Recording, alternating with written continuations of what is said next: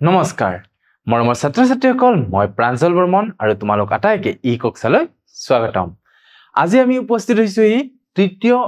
পঞ্চমটো অধ্যায়ৰ কোনটো অংশত তৃতীয় অংশত আৰু এই তৃতীয় অংশত আমি অনুশীলনীৰ প্ৰশ্নবোৰ কৰিবলৈ গৈ আছো আহাচোন তেনেহলে ছাত্ৰ-ছাত্ৰীসকল পলম নকৰি আমি এই অনুশীলনীৰ যিমানটা প্ৰশ্ন আজিৰ কাৰণে আছে সেই প্ৰশ্নবোৰ কৰিবলৈ চেষ্টা কৰো আহা ইয়াত চোৱাচোন প্ৰথম প্ৰশ্নটো কি দিয়া আছে প্ৰথম প্ৰশ্নটোত দিছে -2 আৰু 1 ৰ মাজত থকা অখণ্ড সংখ্যাটো কি -2 আৰু 1 ৰ মাজত -2 যদি ইয়াতে থাকে ইয়াত থাকিব -1 তাৰ পিছত থাকিব 0 তাৰ পিছত থাকিব 1 এতিয়া ইয়াৰ মাজত থকা অখণ্ড সংখ্যা কি কি আছে -1 আৰু 0 ইয়াৰে চোৱাচোন কোনটো উত্তৰ শুদ্ধ হ'ব যেন লাগিছিল -1 বাৰু ইয়াতে অপচনত নাই শূন্যটো আছিল গতিকে ইয়াৰ শুদ্ধ উত্তৰ 0 হ'ব নিশ্চয় বুজি পাইছে ছাত্ৰ-ছাত্ৰীসকল এটো হৈ যাব ইয়াৰ উত্তৰ এতিয়া হা তাৰ পিছৰ প্ৰশ্নলৈ তাৰ পিছৰ প্ৰশ্নটো কি দিছে চোৱা তাৰ পিছৰ প্ৰশ্নটো দিছে -6 তকৈ ডাঙৰ অখণ্ড সংখ্যাটো কি -6 তকৈ ডাঙৰ দিছে সৰু উঠা নাই কিন্তু আকৌ ডাঙৰ দিছে -6 তকৈ ডাঙৰ হ'ব কোনবিলাক যিবোৰ -6 ৰ সৌ পিনে থাকিব -6 তকৈ সৌ পিনে কোন কেইটা থাকিব শূন্যটো থাকিব বাকিটো বাও পিনে থাকিব গতিকে -7 টো -6 তকৈ সৰু হয় সংখ্যা ৰেখাত যদি তুমি আঁকিছোৱা -6 ৰ বাও পিনে বহিব -7 টো -9 বাও পিনে থাকিব আৰু -10 টো বাও পিনে থাকিব মাত্ৰ সৌ পিনে কোনটো থাকিব শূন্যটো গতিকে শূন্যটো কি হ'ব -6 তকৈ ডাঙৰ অখণ্ড সংখ্যা হ'ব বুজি পাইছা ছাত্ৰ-ছাত্ৰীসকল আহা তেন্তে তাৰ পিছত স্লাইডলৈ আগবাঢ়ি যাও এইবাৰ আমাক প্ৰশ্নত কি দিছে চোৱাচোন সংখ্যা ৰেখা এডালত গোল চিনটোৱে কি সংখ্যা নিৰ্দেশ কৰিব হেতু দিছে আমাক ইয়াতে চোৱা প্ৰথম গোল চিনটো আছে এই সংখ্যাটোৰ ওপৰত দ্বিতীয়টো আছে এই সংখ্যাটোৰ ওপৰত আৰু তৃতীয়টো আছে এই সংখ্যাটোৰ ওপৰত তো ইয়াতে আমি লিখিব পাৰো সংখ্যা ৰেখাত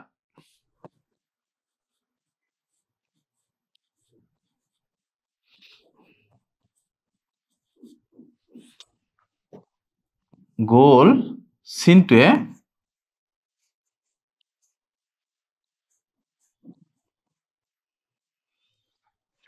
কি কি সংখ্যা বুজাইছে -4 দ্বিতীয়তে কি আছে 0 আৰু কি আছে +4 নিৰ্দেশ কৰিব বুজিছা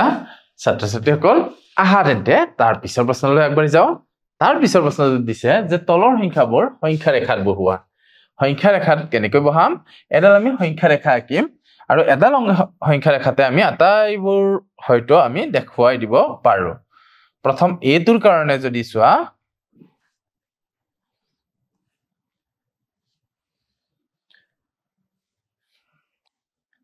এটোৰ কাৰণে কি আছিল প্ৰশ্নটো এটোৰ কাৰণে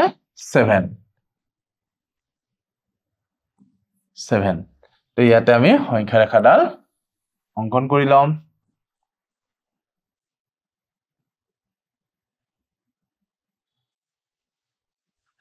ইয়াতে নাম্বাৰিং কৰিম ইয়াত যদি আমি 0 দিও 1 4 5 6 7 8 9 ইয়াতে -1 দিম 2 3 4 5 6 7 8 9 এটা কি কৈছে +7 কোনটো হয় এইটো হৈ গল 7 ৰ অৱস্থান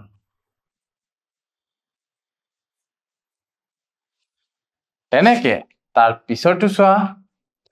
দুইটোত দিছিলে -5 বিটোৰ কাৰণেও আমি কি কৰিম এডাল সংখ্যা ৰেখা অঙ্কন কৰিম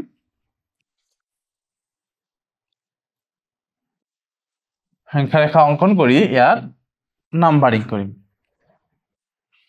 -1 আমাক কি দিছিলে -5 দিছিলে চাগে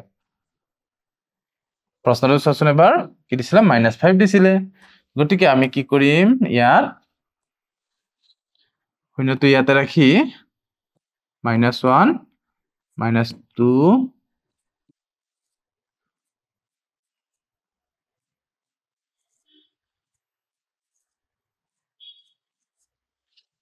ইয়াতে 1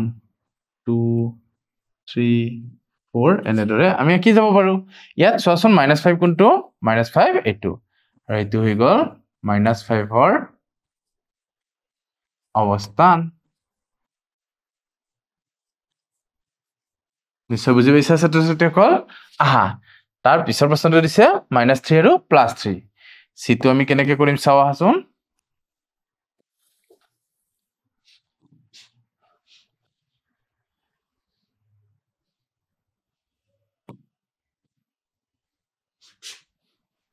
ইয়াতে আমি কি কৰিব লাগিব মিলাই ল'ব লাগিব ইয়াতে যদি আমি শূন্য দিও 1 2 3 4 1 2 3 4 আৰু ইপিনে দিলে দিব পাৰা তেনদৰে ইপিনে হ'ব 1 2 3 4 5 -1 -2 -3 -4 -5 এতিয়া আমাক দেখাব দিছে +3 আৰু -3 গতিকে এটো হৈ গল -3 আৰু এটো হৈ গল +3 -3 ৰ অৱস্থান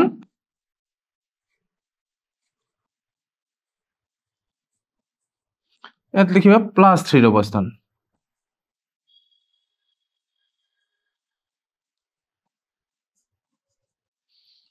আহাচোন তেনেহলে ছাত্ৰ-ছাত্ৰীসকল তাৰ পিছতো কৰিবলৈ চেষ্টা কৰো তাৰ পিছৰ প্ৰশ্নটো দিছিলে -5 +5 আৰু 0 আৰু -4 এটোৰ কাৰণে আমি অন্য এটা স্লাইড লৈ লম আৰু অন্য এটা স্লাইড লৈ ইয়াত সংখ্যা ৰেখাটো আঁকি লম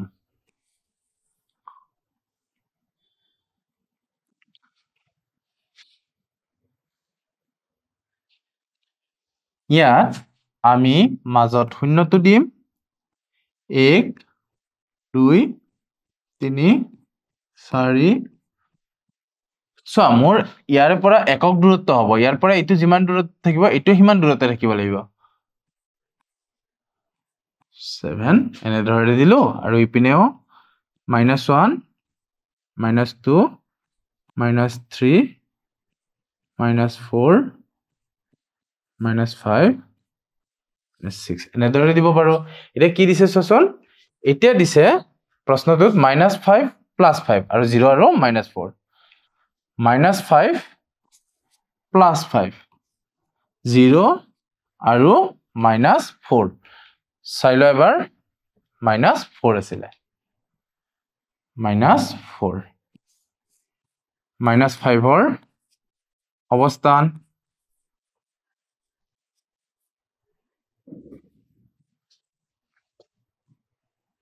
এটো -4 ৰ অৱস্থান লিখিবা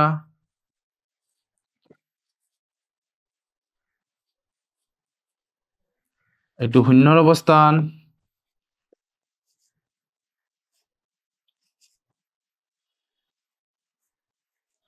আৰু এটো +5 ৰ অৱস্থান তেনেদৰে আমি এটা কৰিব পাৰো আহা তেন্তে তাৰ পিছৰ কোৱেশ্চনটো কি দিছে বা পিছৰ স্লাইডত কি দিছে চাও এবাৰ আমাক 5 নম্বৰ প্ৰশ্নটো দিছে যে ওপৰৰ সংখ্যা ৰেখাডাল লক্ষ্য কৰা আৰু তলৰ প্ৰশ্নবোৰৰ উত্তৰ দিয়া যদি কৈছে যদি a বিন্দুটো +3 a বিন্দুটো +3 বুলি কৈছে তো এইটো a বিন্দুটোত কি বুলি কৈছে +3 বুলি কৈছে তেন্তে -3 কোনটো হ'ব ইয়াতে চোৱাচোন 1 এটো কি হ'ব লাগিব তেতিয়া 1 এটো 2 হ'ব লাগিব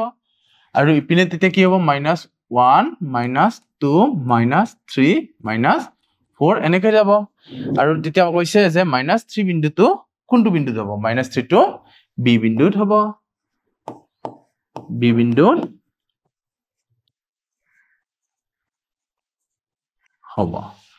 আহাচোন তেনেহলে তাৰ পিছৰ প্ৰশ্নটো যাও তাৰ পিছৰ প্ৰশ্নটো দিছে চোৱা f d b একেই চিত্ৰ দিয়া আছে এবাৰ দিছে c বিন্দুটোৰ অখণ্ড সংখ্যাটো লিখা c বিন্দুটো ক'ত আছে ইয়াত আছে এটো আছিল তোমাৰ +3 এটো আছিল 1 এটো আছিল 2 এটো 4 হ'ব 5 হ'ব 6 হ'ব গতিকে আমি ক'ব পাৰো c বিন্দুটো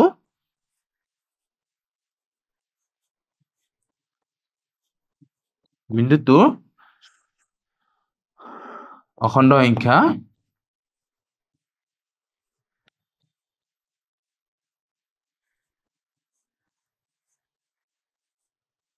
কি হ'ব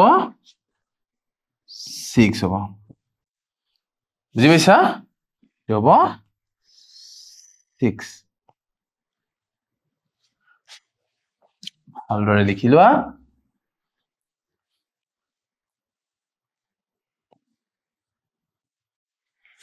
আহা তেন্তে তাৰ পিছৰ প্ৰশ্নটোলৈ যাও তাৰ পিছৰ প্ৰশ্নটোত দিছে ডি বিন্দুটোৰ অখণ্ড সংখ্যাটো ধনাত্মক নে ঋণাত্মক ডি বিন্দুটো চোৱা শূন্যৰ বাও দিশে আছে গতিকে আমি এটো নুচুৱাকৈ ক'ব পাৰো যে ডি বিন্দুটোৰ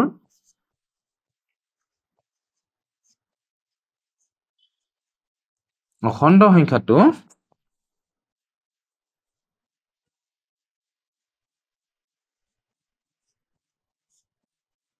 কি হ'ব ঋণাত্মক হ'ব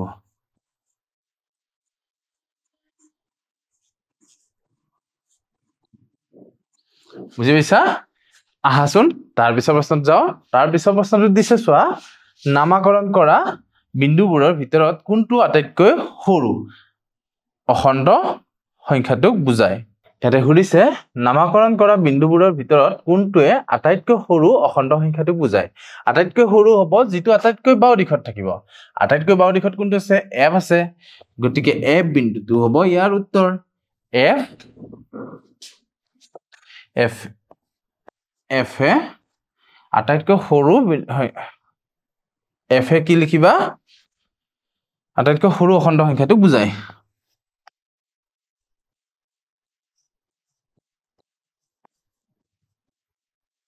সৰু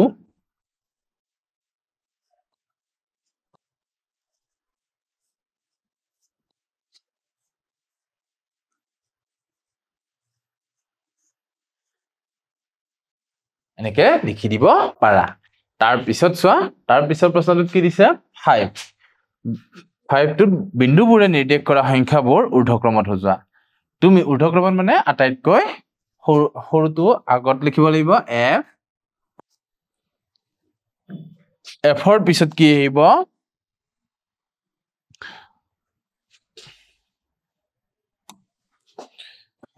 f ৰ পিছত আহিব d ডিৰ পিছত আহিব বি বিৰ পিছত আহিব তো ও বুলি দিয়া আছে বা শূন্য বুলি দিয়া আছে এটো নামকৰণ কৰা নাই গতিকে তাৰ পিছত আহিব এ তাস দিয়া লিখিব লাগিব সি তাৰ পিছত লিখিব লাগিব ই এনে ধৰণে আমি ঊৰ্ধ্বক্ৰমত সজাম F D B A C E আহা তেন্তে তাৰ পিছৰ প্ৰশ্নলৈ তাৰ পিছৰ প্ৰশ্নটোত কি দিছে চোৱা সংখ্যাবোৰ তুলনা কৰি খালি বাকচত greater than আৰু less than চিন দিয়া ইয়াত কোনটো ডাঙৰ হ'ব নিশ্চয় এটো ডাঙৰ হ'ব শূন্যটো হবিনে থাকিব তাৰ পিছতটো চোৱা তাৰ পিছত দিছে শূন্য আৰু +4 ৰ কোনটো ডাঙৰ হ'ব +4 টো ডাঙৰ হ'ব তাৰ পিছত চোৱা -3 আৰু +3 সদায় ধনাত্মক সংখ্যাবোৰ কি হয় ডাঙৰ হয় ঋণাত্মক সংখ্যাতকৈ গতিকে ইয়াতো আমি কম 7 টো ডাঙৰ হ'ব কাৰণ 7 টো এটা ধনাত্মক সংখ্যা তাৰ পিছত চোৱা -1 আৰু -3 -1 আৰু -3 কোনটো ডাঙৰ হ'ব -1 ডাঙৰ হ'ব কাৰণ সংখ্যাৰ এখন -1 টো -3 হবিনে থাকে -8 আৰু -1 -8 আৰু -1 ৰ কোনটো ডাঙৰ হ'ব -1 টো ডাঙৰ হ'ব -1 টো কিহত থাকে হবিনে থাকে তাৰ পিছত চোৱা ইয়াত কৈছে অখণ্ড সংখ্যাবোৰ ঊৰ্ধ্বক্ৰমত সজোৱা ঊৰ্ধ্বক্ৰমত যদি সজাব লাগে আটাইতকৈ সৰু টো কোনটো আছিল ইয়াতে ঋণাত্মক বিলাকৰ ভিতৰত -7 টো ফাৰ্ষ্টত আহিব -7 টো ফাৰ্ষ্টত আহিব তাৰ পিছত আহিব -3 তাৰ পিছত আহিব -2 তাৰ পিছত আহিব -1 -2 হৈ গল -3 হৈ গল -1 হৈ গল তাৰ পিছত আহিব 0 তাৰ পিছত কি আহিব 0 ৰ পিছত